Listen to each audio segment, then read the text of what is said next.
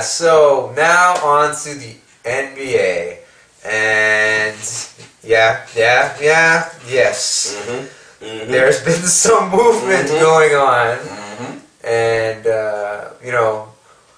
we'll just let AJ take it away because he's ejaculating right now to this latest deal. Chris Paul is with the Clippers. You might not be able to see my pants right now, but there might be a little bit of a wet spot. Chris Paul, you cannot ask for probably a better point guard to play with Blake Griffin. Do you agree?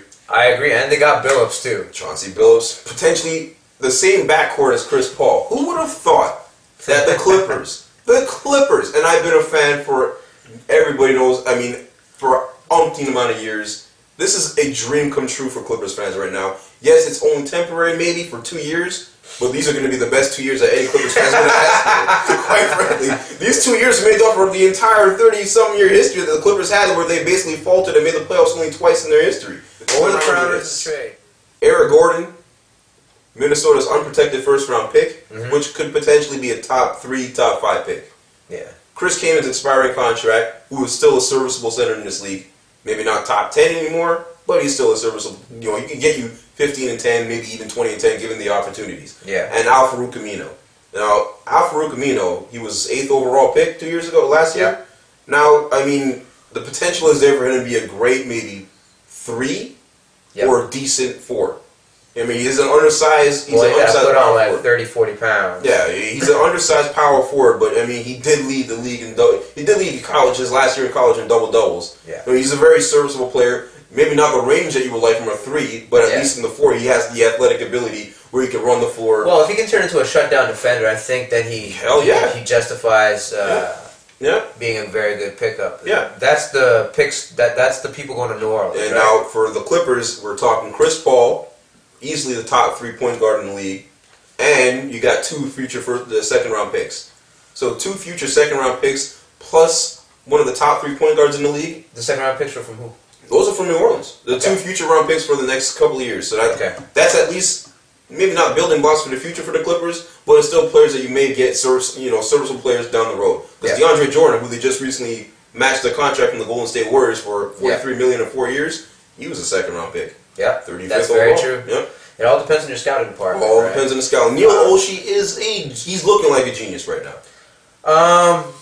Do you think Donald Sterling is like ill or something? Like what's going on with this team? For all I know, and look, me being a Clippers fan, I wanted Donald Sterling gone for years. But maybe he's looking to sell the team. I don't know, because it doesn't make any sense how this team is actually making the right moves, knowing that they could be overtaking the Lakers at this point. As far as position is concerned, the years of ineptitude with that guy. We're talking years, and as a hardcore Clippers fan, boys, you listen. All my friends know this. I've been a Clippers fan for life, and for these guys to make this jump—that's something you don't really hear every day. Exactly my point. You know what I mean? Like you understand my pain. Like I'm elated by this news because we're talking about maybe a 2-year span where Blake Griffin and Chris Paul play together. Pending them signing, extensions maybe for the next 4 or 5 years, whatever the case may be. But this is a huge step for the Clippers because you're looking at the West right now. I mean, there's not that many other teams that they're probably overtaking the Clippers and the squad they have at this point. That's true. I mean, Lakers right now they look like they're going backwards if you ask me. Well, I mean that's a whole other thing. I agree.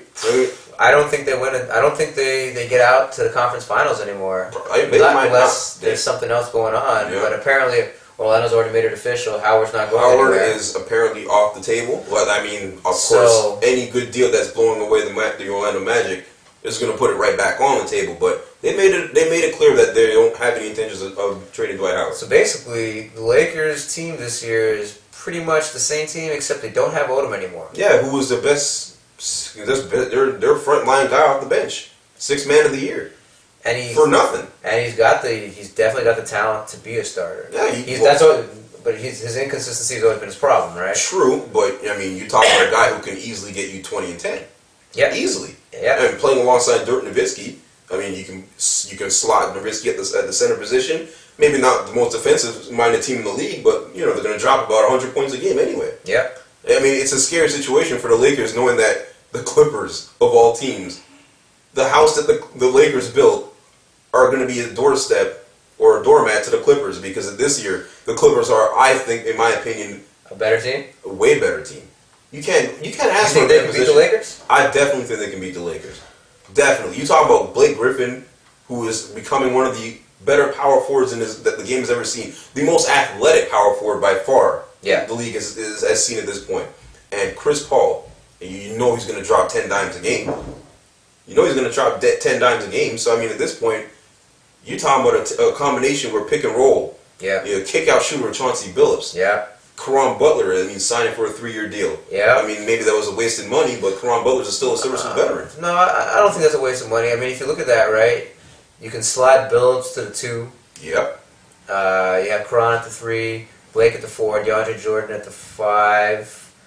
That's a pretty athletic team. And don't forget they have Mo Williams and Randy Foye. Randy Foye averaged 10 points a game coming off the bench. Now, Randy Foye, he was a top 10 pick in the league. Well, man, now let's just do. I know you look at the Clippers. Let's just look at the New Orleans side of the deal. Yeah. How does this deal look for them? Look, when you're talking about New Orleans, you're talking about a dead franchise, more or less. Quite frankly, they should have been disbanded. They should have been basically, all the players right now should be essentially free agents and easy for the picking in the draft, because this team is going nowhere fast. But at least you're talking about a Minnesota pick that is, in my opinion, is going to be a top 5 pick, because Minnesota is not really going anywhere this year, especially in the West. Yeah. Eric Gordon, a great building block. He's going to be a 20-point guy, maybe even 25. I mean, he needs the right situation. He needs the right players to play with. Chris Kaman, I mean, he's your 15 and 10 guy right now down the middle. They don't have a horrible team right now with those two guys, right? No. You have Aminu coming either off the bench or starting potentially. Chances are he will be a starter, but it's unfortunate that the situation where Dell Demps is put in, where he's basically Stern's bitch at this point, because he didn't even execute the trade. Yeah. He didn't even execute the trade, so it's a dying franchise right now, and it's unfortunate because you're talking about a city that's lost and that's went through so much. Yeah. Now they're losing their franchise player in Chris Paul. They already lost David West to the Pacers. Yeah. So I mean, it's not fair in my opinion what's going on there, but there's no way an owner is going to step in and think, you know what, these might be the pieces where I can actually put some money into and build this franchise. It's a dying franchise. Let's put it that way. Yes, Eric Gordon is a great player, but I mean, he's not the caliber of Chris Paul. No. And that's, in my opinion, the Clippers' bright spot is that they can put away maybe 2 years worth of sold out seats, potentially get an extension for Blake Griffin and Chris Paul for the next 6-7 years, whatever the case is, and the New Orleans franchise maybe just folds, because I don't think an owner really sees this as a plausible asset to put themselves into. All right. I really don't think so. There you have it, guys. We'll see you later. Peace.